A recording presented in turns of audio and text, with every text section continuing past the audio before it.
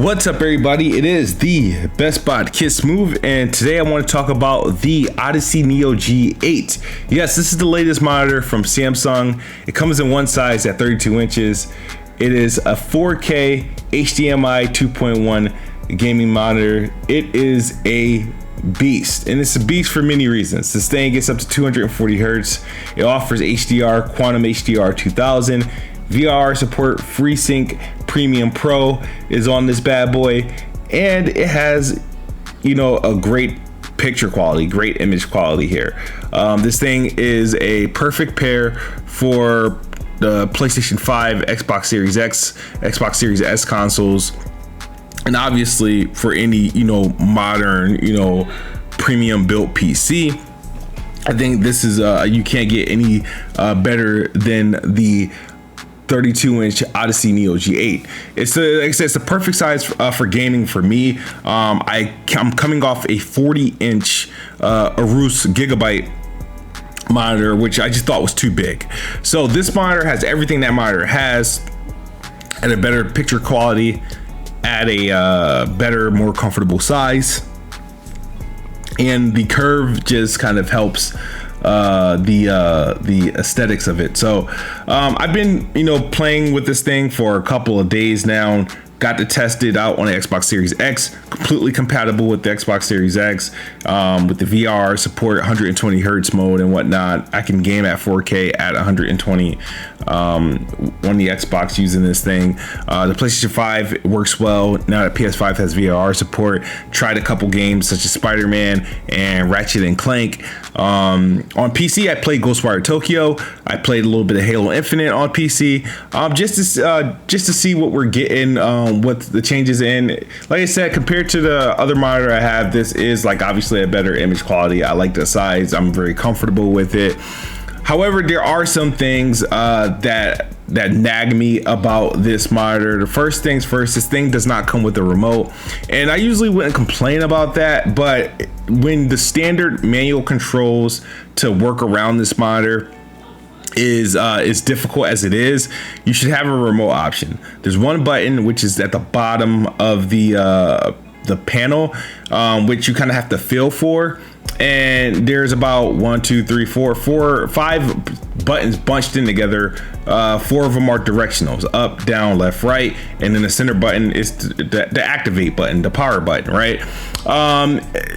You literally would have to kind of look for which button you're pressing once you get the menu button open, because you kind of have to feel around for it, and it is a difficult situation. You think with a setup like that, you probably should have came with a remote. So that's the small gripe I have there, is just me having to slide the monitor up, look under it to make sure I'm hitting the correct buttons and whatnot, to get to the source or the screen that I want or the mode that I want.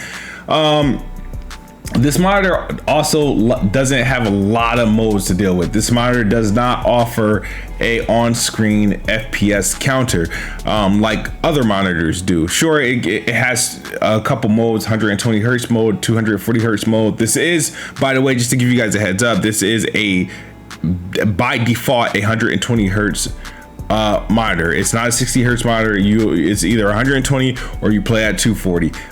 So just that's one thing you want to consider when looking at this monitor. But the disappointing thing is there is no FPS counter. Like the Asus Gigabyte had a live FPS counter, so when I'm playing on Xbox, I turn that thing off, it is able to read out the frame rates and whatnot. But so that's one of the things that kind of just frustrated me about it. Also, the stand. Now, all monitors, you could typically get a custom stand or a mount that you can put your screen on. The way that this monitor stands, it has a big back. It has a big back because it's a curved monitor. I decided to keep its original stand. I think it looks good. It goes best with it. However, just keep in mind, you are going to need a spacious desk because the legs are quite wide and long, so it's going to take up a lot of space. Now, for me, it's not an issue because I have a big enough desk that fits all my consoles and accessories and even an extra monitor, so I have room to for this monitor comfortably, but not everyone's in the same, you know, position to have a setup like I do. So got to keep in mind that you make sure you have a desk, you know, big enough to accommodate the stand for this monitor. The monitor does everything any other monitor does. You know, it rotates, height adjustment and whatnot. I have really, like, pretty much all the negatives you heard me say about it, with the button and then the lack of an FPS counter.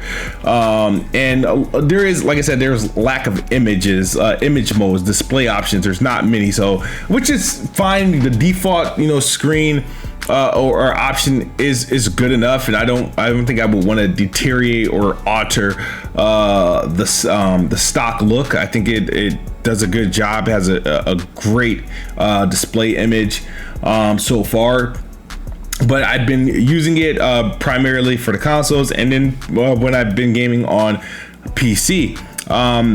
I definitely recommend it, but it is expensive. Like, obviously, if you're gaming on a console, there are other options you could use and get, you know, a better bang for your buck, because this monitor is probably considered a little bit overkill for a PlayStation 5 or Series X, unless you're playing exclusively as games, just like specific games in this highest frame rate mode.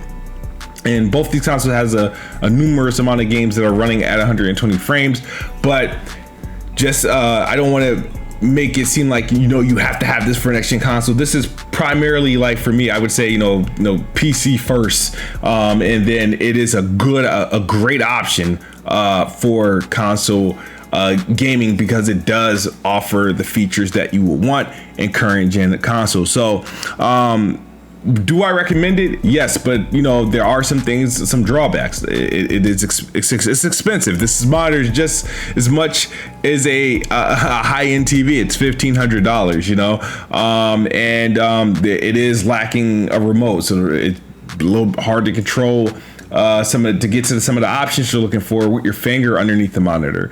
And the lack of FPS counter is a bit disappointing, but overall, just having like a beast monitor that's going to give you the image you want, that's going to have the features you want, to support the type of gaming you want to do, whether it be on console, whether it be on PC. This is a good monitor, and at $1,500, I mean, if you can afford it, jump on it. Otherwise, I wait a little bit. Otherwise, because there are comparable options that are available that you can get most of these features at under $1,000 at this point. But let me know what you guys think of the review of this video. Do you have any interest in the 32-inch Odyssey Neo G8? If you have any questions, let me know in the comment section below. Otherwise, I'll see you guys in the next one. As always, Xbox is the best box. I am the best spot. Good night or good morning if you're on the other side of the globe. I'm out of here. Peace.